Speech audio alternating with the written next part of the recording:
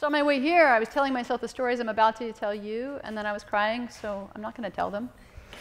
And I usually wear these shoes, but I'm not wearing them today. It's a new outfit, new look for me. So if you want to weigh in, let me know. Feedback, welcome. Yes, my name is Mary Scotton. I'm really passionate about inclusion in tech and also about education equality. And those two things come together when we're bridging the technology gap around talent. And so let's talk about what that means. We need 100 million developers to really staff out all of the open positions that there are right now. We're going to talk about how to do that. Before we do that, put this slide in a week ago. I was super excited. It's like Mark Benioff, CEO of my company, said the words racial equality out loud. Right? This is good. And then this week happened. And I spent most of Thursday eating chocolate and pretty much lying on the floor. So I'm a little bit not so excited as I was about a week ago when I put this slide in, but I feel like saying racial equality out loud, saying Black Lives Matter out loud, is super important. And so I feel good about Salesforce. I feel good about where we're going. The work that I do around inclusion in tech is not going to stop the police from killing Black and brown men and women. But it's a piece that I can do. And it's about this talent gap and the opportunity. So let's talk about that. Why do we need 100 million developers? Seems like a lot, right? How many of you work in an IT department? Right? Do you know what the backlog is, right? Is there a backlog? Does anyone not have a backlog in their IT department? Okay. Does it look something like this? We need lots of apps, and we can build about half of them, or maybe 10% of them. Right? So the new technologies in mobile and social, and now the Internet of Things and all this cool stuff coming out. Your company wants that, needs that to run the business, but there aren't enough experts to do that work. There are only 18 million expert developers on the planet. Seems like a lot, but again, all of these job openings need to be filled. All these apps need to be built. Why don't we take a look at the 460 million college-educated professionals and the millions and millions of high school-educated professionals who could fill this talent gap. How do we shift those tools? How do we get the tools into the hands of everyone? I mean everyone, right? So these are the stories that I'm not going to tell, because maybe I'll tell one. But I have met somebody from each of these 6 professions who is now a successful Salesforce developer or admin. Man, I'm going to tell the Zach story. So, okay, are you ready? Okay. So Zach lives somewhere in the middle of the country, and he is working in a factory. Has anyone here worked in a meat processing plant? Okay, as I understand it, it's not that fun. Meat processing means you're cutting up meat, big meat, that used to be alive. And you're wearing this suit, and everything has to be sterile, and you have these big headphones because everything's really loud. So Zach's working here. He knows the factory is going to close, and he needs another opportunity. He's got 3 kids, a family at home. He sneaks earbuds in his phone, and he listens to a Salesforce podcast over and over and over again at work to try to learn to be a Salesforce professional. So he's got these big headsets on, his little one. He's going around, and he is absorbing this information, but he can't write it down because you can't bring anything in. And so it's an environment where the walls are get condensation on them. So he's listening to the podcast, and he is writing on the wall, like taking notes for what he's learning. And he has to write it on the wall again and again so that he can remember it. So that when the factory did close, he was prepared to get that Salesforce certification. And now he works full-time as a Salesforce administrator and his healthcare for his family.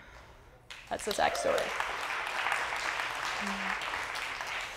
So I know it is possible to come from non-traditional paths, and this is something that I'm super passionate about. And within the Salesforce community, we're super passionate about that, but I see it in other communities as well. So let's talk about how do we make that shift from experts to everyone? How do we make opportunities for all of the Zachs? If if you work at a tech company and you have a platform, you need to be ready to change the tools and the training and the opportunity if you really want to enable 100 million developers. First, the tools have to change. Right? We used to code everything, right, from the ground up.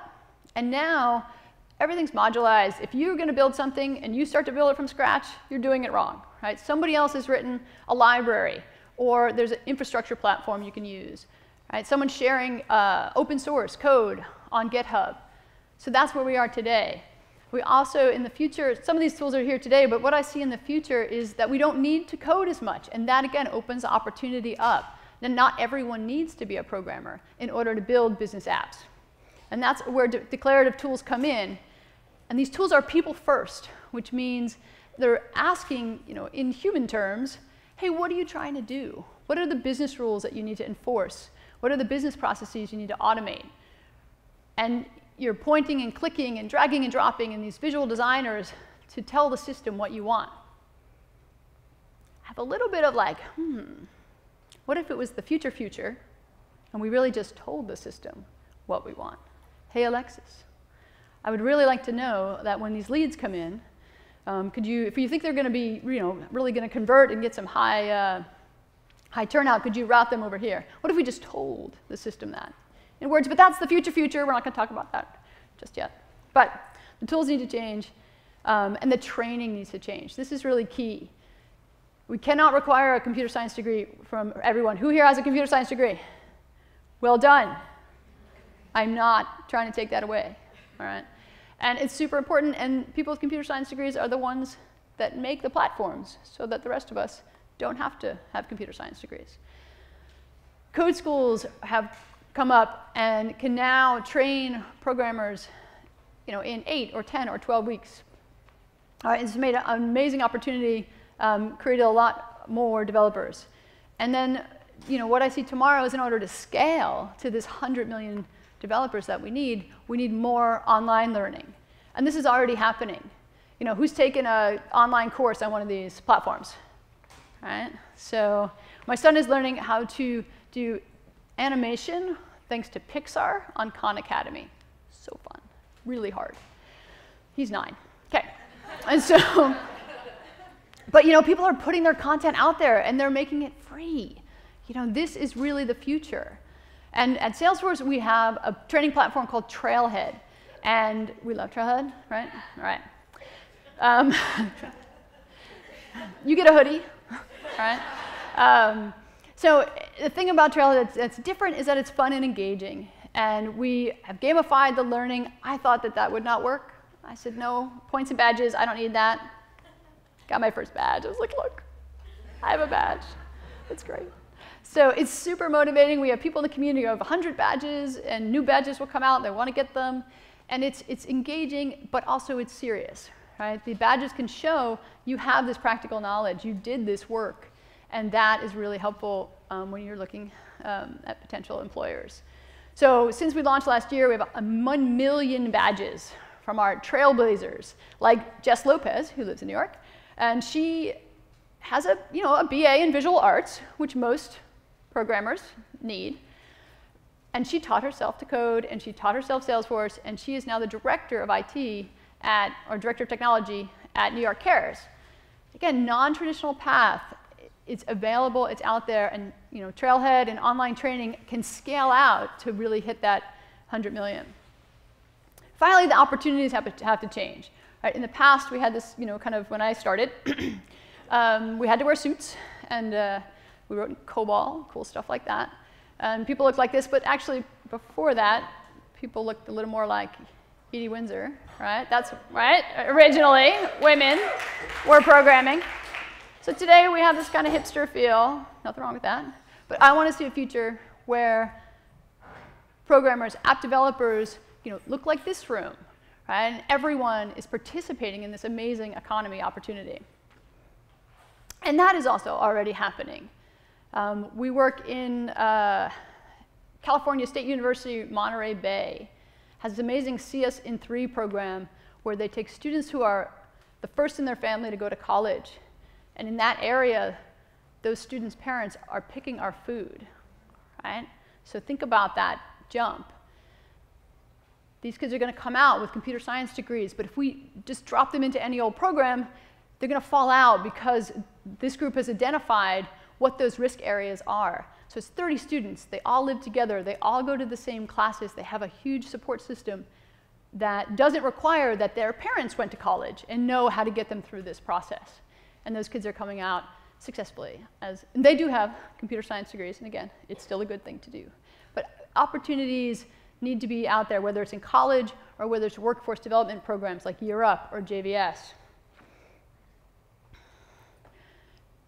The key, the story about Zach, he learned through a community podcast. He learned by connecting with the Salesforce community.